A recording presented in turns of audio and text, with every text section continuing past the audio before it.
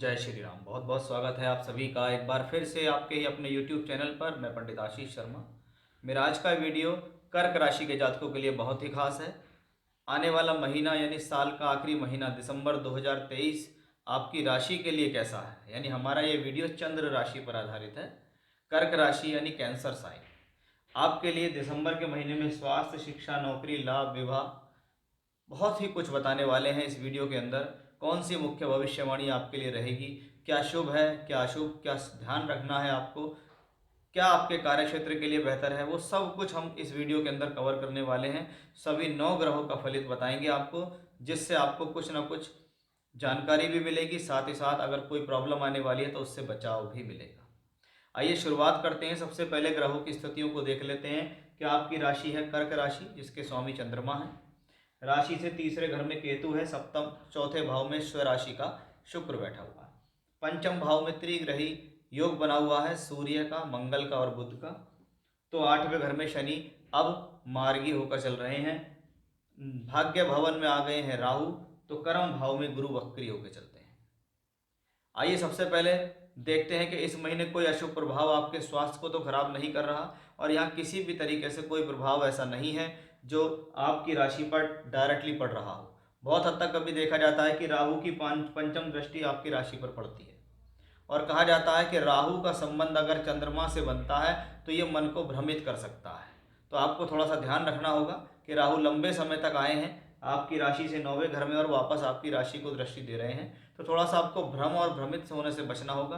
Confusion create ना हो, बिना वजह की इरिटेशन या क्रोध आपको ना हो, इसका आपको ध्यान रखें। अदरवाइज कोई बड़ी प्रॉब्लम नजर नहीं आती। इस महीने यदि हम देखें तो 3 ग्रहों का संबंध पंचम भाव से बनता है, यानी पूरा आकर्षण का केंद्र बना हुआ है पंचम भाव। और पंचम भाव हमारे जीवन में शिक्षा, विद्या, बुद्धि, ज्ञान, आपके निर्णय, प्रेम संबंधों के लिए देखा जाता है। पंचम भाव में पंचमेश मंगल है।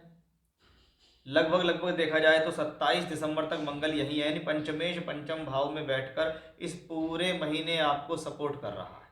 जब पंचमेश पंचम में बैठेगा तो शिक्षा के लिए, विद्या, बुद्धि, संतान के लिए शुभ माना जाता है, प्रेम संबंधों के लिए शुभ माना जाता है।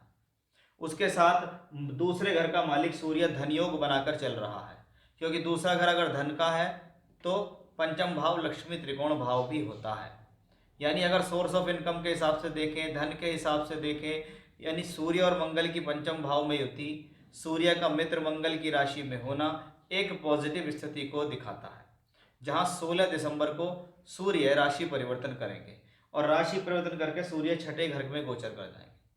छठे घर में जब सूर्य का गोचर होगा तो कभी धन का स्वामी छठे घर में चले तो इस दौरान आर्थिक फैसले सोच समझ कर लेने चाहिए। ऐसी स्थितियों में बहुत बार आर्थिक रूप से कोई तंगी या परेशानी आ सकती है, या यह भी कह सकते हैं कि आर्थिक रूप से आपके ऊपर कोई समस्या ना आ जाए, आप कहीं पैसा अपना दे दें और वहां से पैसा आने में आपको समस्या आ जाए, रुक जाए या कोई लॉस हो जाए। वो भी हमें सूर्य की वजह से दिखाई दे रहा है। तो एक अच्छी स्थितियां हमें 16 दिसंबर के बाद अपने खास तौर पे फाइनेंशियल स्थिति को सिक्योर करने पे ध्यान देना है, बिना वजह का पैसा इधर उधर खर्च नहीं करना। बुध भी यहाँ बैठे हुए हैं, वो 12वें घर के मालिक और तीसरे घर के मालिक होकर बैठे हुए हैं, और वो वक्री हो रहे हैं। ये भी आपके पंचम भाव पर, इसी भाव के इंडिकेशंस देते हैं कि अपनी बुद्धि से आपको कोई निर्णय ऐसे नहीं लेने, क्योंकि 13 दिसंबर को बुध वक्री हो जाएंगे और वो वक्री होकर पंचम भाव में ही वक्री रहेंगे।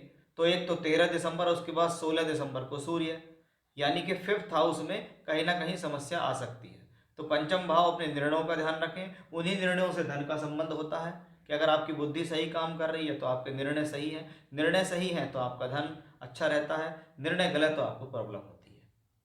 तो इन चीज़ों का आपको विशेष तौर पे ध्यान रखना होगा। शनि तो यहाँ मार्गी होकर चल ही रहे हैं। शनि वक्री थे तो उस दौरान कहीं ना कहीं आप पर शनि की जो ढैया का प्रभाव है वो आपको समस्या देने वाला दिखाई दिया था। लेकिन अब कह सकते हैं चलो थोड़ा बहुत ढैया में आराम है। मैं ये नहीं कहूँगा ढैया समाप्त हो गई और आप सब कुछ ठीक हो गया, नहीं, क्योंकि अब यहाँ एक शुभ ग्रह का प्रभाव है। योग कारक है मंगल आपके लिए, और मंगल की चौथी दृष्टि यहाँ आती है, बुद्धि स्थान के स्वामी की दृष्टि यहाँ आती है। त्रिकोणेश मंगल की दृष्टि शनि पर आ रही है, जो शनि के अशुभ प्रभावों को कम करती है, क्योंकि मंगल दशम भाव के स्वामी है, और दशम भाव से हम आपकी प्रोफेशनल लाइफ देखते हैं। यानी इस महीने अगर देखें तो कार्य क्षेत्र की दृष्टिकोण से मंगल तो भूमिका अच्छी निभा ही रहे हैं क्योंकि वो योग कारक होकर भी हैं, वो सूर्य के साथ धन योग भी बना रहे थे। तो वहीं दशम भाव पे देखें तो अब गुरु राहु का चांडाल दोष खत्म हो चुका है। राहु 9th हाउस में आ गए हैं, राहु भी बृहस्पति की राशि में और बृहस्पति यहाँ बैठे हैं, यानी दशम भाव पे बृहस्पति जैसे ग्रह का शुभ प्रभाव और मंगल दशमेश होकर त्रिकोण में, यानी ये स्थिति कर्म और कार्य क्षेत्र दोनों के लिए शुभ। ये स्थिति प्रोफेशनल लाइफ के लिए शुभ, नौकरी व्यापार के लिए शुभ है।